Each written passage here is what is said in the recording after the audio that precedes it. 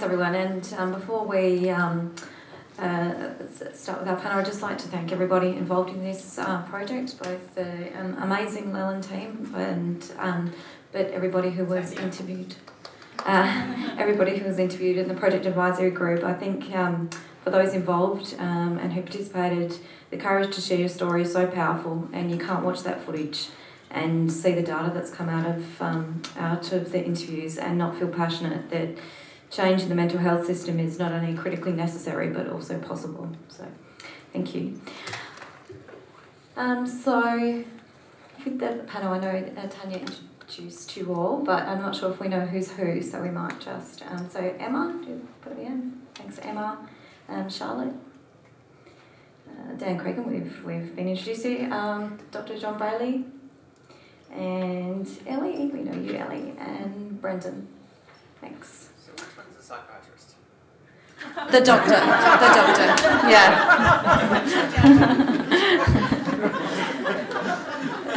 Right, now you're outed, John.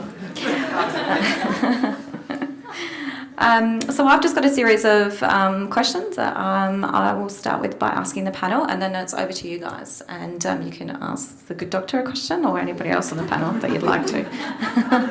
So Emma, and thank you for being part of the panel, and we'd like to ask you, as a trauma survivor and a peer worker, what do you feel the mental health sector needs in terms of trauma-informed care, particularly when it comes to suicide prevention?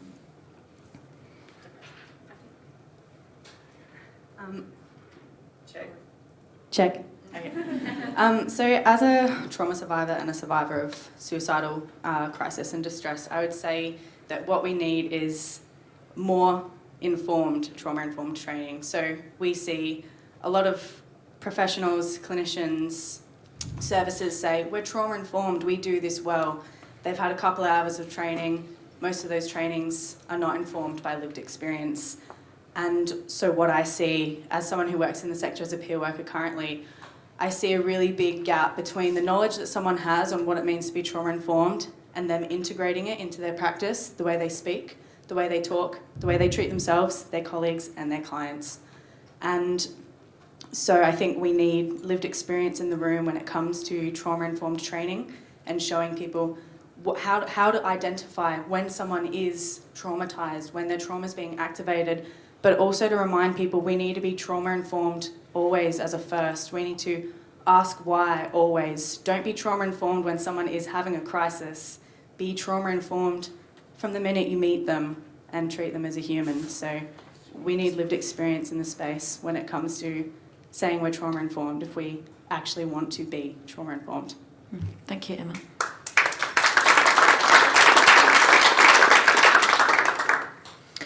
And Charlotte, you started mental health advocacy at 16 years old, which is pretty amazing. In your opinion, what are the most important reasons to include young people in advocacy? Well, I think Ellie actually touched on it earlier, that you need to have lived experience to kind of understand what they go through. And that also applies to youth. Like, I had mental health issues from 14, and I had nobody relative to my age. They were all 40 and up. When you're 14, that feels like a huge gap. So I kept quiet, I didn't talk, and I feel like if there was someone, my age now even, that I could identify with and that understood what it's like to be young but also have those issues, is a lot more powerful. It's a lot more, I'm more understanding and more likely to open up to someone similar to my age and understanding and knowledge base, especially because it's not like they can understand. That's pretty well the basis. They understand a lot more, and so I think I would have been 8 years ago easily. I was put into hospital for the first time, and I was very hesitant because not only was I coming from the country to the city to do so, is I knew no one there. I knew everyone that was going to be caring for me was going to be way older than me and have no common ground with me. So I didn't want to go. It was that simple. I didn't want to do it. And because I didn't want to do it, I was very hesitant to accept the help. And I think if we can have younger people just speaking on it, that the youth are more likely to get the help, because ultimately that's where mental health starts. Because your teenage years are pivotal, and it's that simple. Yeah. Thank you. Okay, next question's for Dan Cregan, if we can get the mic to him. You didn't sit in the right order, but it's okay. So, Dan, and thank you for your response to the video earlier. You mentioned that the video and this research will leave a lasting legacy. I'm wondering what you see the government's role in responding to findings in this research and responding to lived experience advocacy such as this. What is the government's role with respect to legislative reform? I'm a huge advocate for a change in the way in which we recognise the conversation that we've had today. And you'll know that there's a Premier's Council for Suicide Prevention. Mr Morris here today, a member. Please forgive me if I have missed any others who are also attending from the council. I'm very hopeful of seeing through legislation which would have that council at the heart of government, so that close to the institution of government is lived experience. I know that with the best of intentions, clinicians, other professionals, leaders of government departments want to do well in this space and want to equip taxpayers' money well, but the question isn't always raised, what is it like experiencing these services on the ground? And for me, watching this video today, I was reminded that every time I'm present with the Premier's Council on Suicide Prevention, there are people with lived experience. Every time the Issues Group on Suicide Prevention meets, and I'd like to ensure that the Premier's Council is the forum inside government, right at the heart of government, under the auspices of a Chief Minister, where these conversations can take place. I don't want that to be a bureaucratic answer.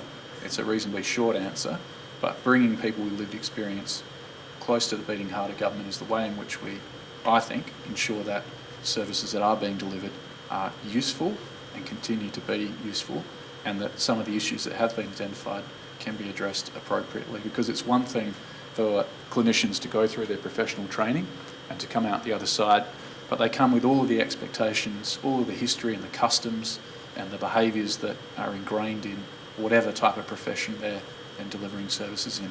And sometimes, perhaps quite often, there's not necessarily a conversation around, is this really what I need to be doing? That's not also, it's true for many professions, not just for the medical profession or psychiatry. It's true for perhaps lawyers and other people as well. Is everything I'm doing actually useful for the people that are consuming or needing these services today, not at some future point, right now? Yeah, thank you. I think there's certainly an opportunity to find ways to put people above systems. Yeah. So on to you, Dr. Brayley. How do you see this research being used at a systems and services level and to influence policy change? Yes, I think this research, this lived experience survey, the film, can contribute to the co-design, the work that's already commenced. Fortunately, there's so much work to be done, so much change to occur, but looking at the system that we have for responding to people in crisis, in suicide distress, at all levels, whether it's our phone system, our mobile response. Some places in the world have mobile response teams where there's a clinician and a peer worker who will go out together. The looking at how our urgent mental health centre operates, and then the rest of the system, because there are many things that can be done at all parts of our system. There's a towards zero suicide approach. Many of the things that were mentioned today, such as safety planning, engagement, can make significant differences for people and save lives. So that's in reference to this research, but there's also a need for ongoing research and for lived experience participation in that research, whether it's the questions being asked, the implementation, the work in collecting data. So this work today isn't really the beginning and the end. There has to be a fundamental linkage with service improvement and research like this. Thank you.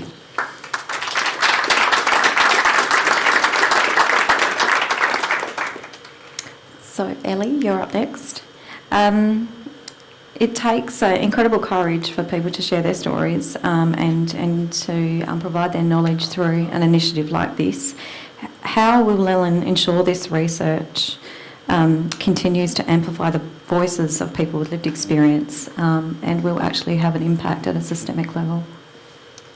Well, I just heard John say that we need to be involved in things. Hi, John. That helps. I wrote it down. It's being filmed, don't worry. So that's one way, is Lelyn won't forget or disregard all of the words that we have. We still have the 14 hours of film that we can mine for different purposes with permission, going back to the people who we spoke to first. And the surveys, we have clear consent to go through and repurpose those things as well. Lelyn's role is how we honour in really truly authentic ways what we've heard and what people have generously shared. And in talking to some of the advisory group members earlier who feeling like this is the end, I really see that today in the launch of this is the beginning of a 2-year advocacy platform that we are pushing hard and have already been doing. We will continue to build strong relationships and partnerships with the Office of the Chief Psychiatrist, with Dan Cregan as the Premier's Advisor for Suicide Prevention, with Chris as the Shadow Minister for Health and Wellbeing, and Stephen Wade, who is our Minister as well.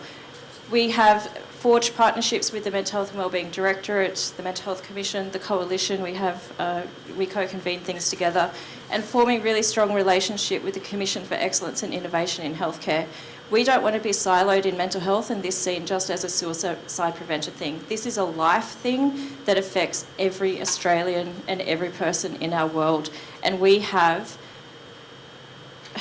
a mandate now to see this through and to do it in any way that we can, and we will as a team and with our community. Yeah.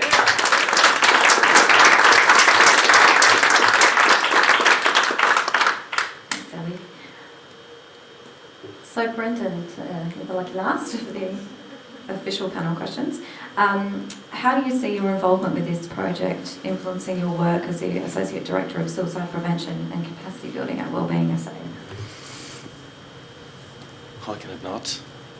I mean, I had the great privilege of being on this journey from the beginning, from when we were recruiting for the lived experience position, which in and of itself was incredible, because it is, as Ellie said earlier today, it's moving it outside of, service-related functions and into project management, into event management, into writing copy, into having that compassionate presence throughout all of the work that we do.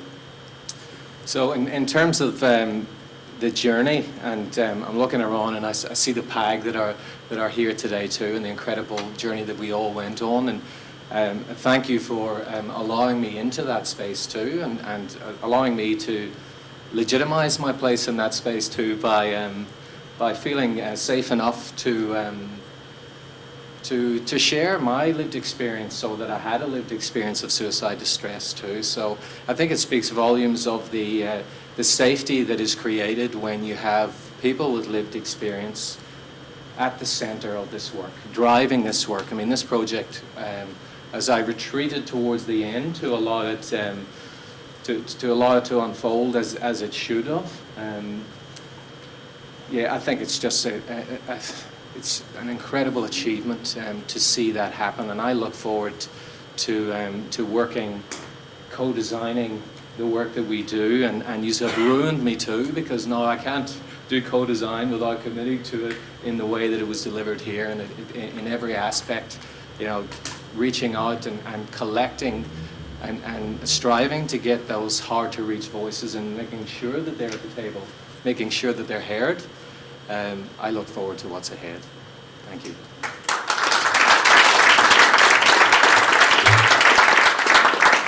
Thanks, Brendan. So now we do have some time to open it up to the audience. If we have a question over there. I think there's a mic on its way. Yeah.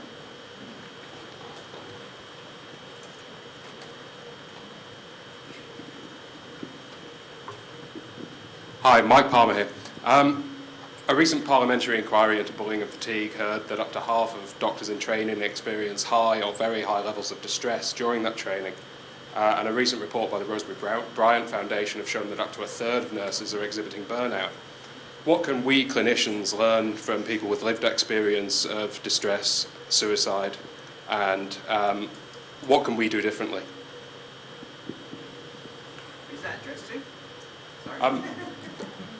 The people with lived experience, please. Everybody. Okay, cool.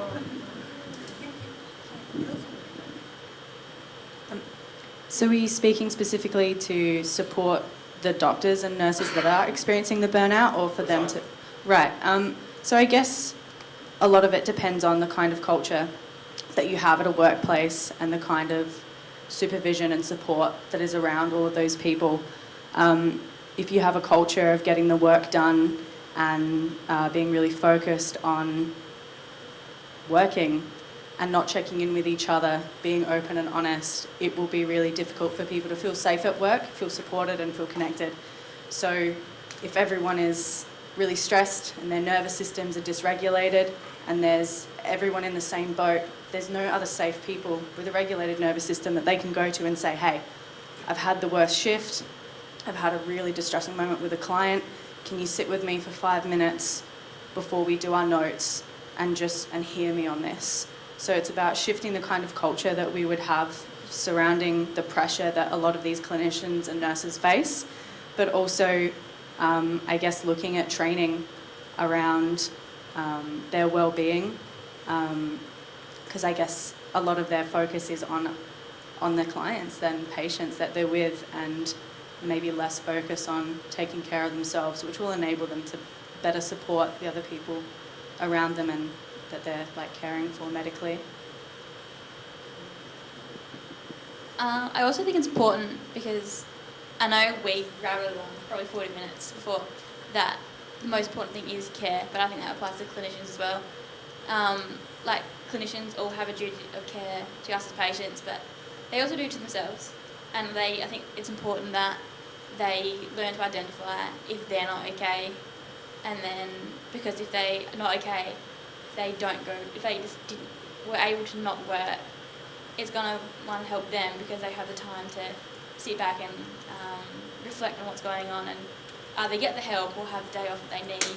But it's also going to help the patients because they're not getting cared for someone who's not able to, someone that doesn't have the capacity to give them the care that they deserve because they're not getting the care that the clinicians deserve. It's just kind of catch-22 if they do go to work. Am I allowed to jump in there too, Ellie? If I can, as someone... I've got the mic, so... as someone with lived experience and who also manages mental health services, I think acknowledging, for clinicians to acknowledge their lived experience can be really levelling, and I think it can be, if, as Charlotte and Emma have described, if it can be addressed in the way that they've described, I think it can erode the power difference between them and us. And I think that can actually make for better clinicians. Bringing your full self to work. Yeah. Another question? I have a question. Yes. So, when you sit in hospital under an RTO, psychiatrist is the one that has all the power. And you guys come in after hours and hours of waiting, and you spend about 10 minutes with us. And most of that 10 minutes is looking at a piece of paper. You may make eye contact about 30 seconds, some. And then you say, try this medication. It just seems very, very redundant to me, and I just do not see the point. I know you're trying to help, but it really feels detrimental for me. And what is the purpose of that? Like, why can't you talk to us for longer? I'm sure you have lots of patience, so that comes into it. But really, it's like, as we've all noticed, it's like personal. You know, we're all different. We all respond differently to drugs. We all respond differently to being in the hospital repetitively. How can we feel that the psychiatrist isn't just feeling like he's wasting his time with us? That's a great question. I think that question gets to the heart about where people with lived experience want to see the services change to a greater access to psychological therapies, upholding human rights. And it's also where clinicians also have that wish, because medication cannot be a substitute for psychological therapies, and when it's needed, it needs to be part of everything. A full psychosocial approach with all the treatments offered. We, in the work that we did with the Mental Health Commission developing the Mental Health Services Plan, it's clear that... Is that like mental health triage and stuff like that, or am I thinking of something else? This is the overall system, Just and there's lots of different elements to that, Okay. including the Urgent Mental Health Centre. But this question of the overuse of involuntary orders and the Mental Health Act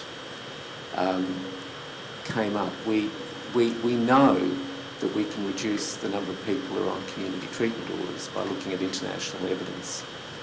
And we also know from people's stories related to presentations in crisis that we can reduce the number of people who are on inpatient treatment orders, because you literally do have people coming forward seeking help and not getting it, and then a few weeks later... Also, we don't want to be there. They're more unwell. We don't want to fucking be there. That's right, that's right. And end up with an order being made. So much of this, so that people have places to go to when they're first feeling unwell and they're going to get a service, earlier, will reduce the numbers of people being seen for an ITO. The question, so I guess then it is asking, of the practitioners out there who are doing those rounds in emergency departments and wards, what they would like to be doing as well. To be clear, like a lot of the times I deserve to be under an RTO. Like, I just want to make that clear. I don't want to put all the blame. I deserve to be under an RTO. A lot of the times. But it's just the interaction we get with the psychiatrists in particular, in my opinion. The nurses there, they talk to you, the doctors, they talk to you, the psychiatrists, they come in, they just look at their notes, they look at you for 2 seconds, and then they're the ones that make the decisions. I don't know how much you do off, on your own, but it seems you guys have the power. You guys are the ones that have the power. You make the medication, you decide our RTOs, you decide whether we stay in for 2 weeks or 2 hours, you just have the power. And it really matters to me that you just don't really talk to me. You sort of look at your paper most of the time. That's what bothers me. Not you personally. I know that. But with psychiatrists, yes, all the time, they just look at their piece of paper. I'm sure everyone else here, who has been would agree with me on the majority, because you just seem to just not really be involved. Yes. I guess. Yes. Well, I think there's a couple of things there. There are the systemic issues, the way we're using ITOs, the numbers of reviews that psychiatrists are doing. But there's also the message from the film today, which applies to us all, from all professions and practice. including psychiatrists. So some of what you're describing, I think, will only improve if there are fundamental changes to the system, but then there's also the cultural change, the dignity and equality, and the work of lived experienced advocates co-designing and working with psychiatrists and other professionals. All right, thank you very much. Thank you. Mine will be pretty short and sweet, but I guess listening to all of that, I'll start with a statement and then go to a question. I promise I won't just ramble. A lot of it is about systems, I think. Like, there's lots of talk of things that sound like Band-Aids, and I know as somebody who's experienced some of those Band-Aids, they feel really non-helpful. So I really like that there's some talk of systemic change, because I think that's really, really important. Even like talking about the mental health of nurses and doctors and psychiatrists, you know, if they're not given the time to actually be able to treat people like humans, they won't be able to. You know, if they're, so the systemic change, not just why are psychiatrists like this, what's the system doing to help support them? Overworked. Yeah. Nothing. They have too So, many soccer people. things like doctors and nurses, long shifts, lack of training in certain areas, of course they're going to perhaps not respond in the best ways. So just that was something that just kept coming up to me, was that systemic change. So I guess that's my question, is how can we actually influence those systems? How can we, instead of going for those Band-Aids, actually change systems so they work for the humans in them, both the workers and the clients? I don't know who that's to. Who wants to answer that one? What do you think? Do you think it's a trade-off? Like it's a trade-off? I'm going to take it back out of systems for a second and back out upstream into communities and speak briefly first. A lot of you might be aware the move of community-focused and whole-of-population suicide prevention from the Office of the Chief Psychiatrist across to Wellbeing SA, because as much as today's focus was very much on the health system and what we can do there, suicide is everyone's business. It is. There's things that we can all do. There's things that we can recognise. There's skills that we can all develop. There's places where we can go where we can all be more comfortable speaking about suicide and holding the space for people who might be feeling like they don't want to be here anymore. So it's a really exciting move, really exciting opportunity for us to focus and allow John's office to focus on towards zero suicide, towards training clinicians, and double down our efforts and focus on what we can do across all of those other systems across the community to make a dent in statistics that unfortunately are continuing to rise. So for us, a focus on communities and outside of Adelaide too, looking at our rural and remote communities as well, where suicides are up 37% in the latest stats too. So we have a lot of work to do, and it's going to take all of us. In terms of systemic stuff, I think that through Leland now having collective experiences, this gives us more power to speak on equal terms with services and systems at higher levels that people with lived experience haven't always had access to, or it's been the sheer determination of individuals that have stuck it out and borne the brunt and the burden themselves. So I think that there's a shift around the potential for lived experience, and it's not just Leland, there are other organisations and other people doing really great things as well.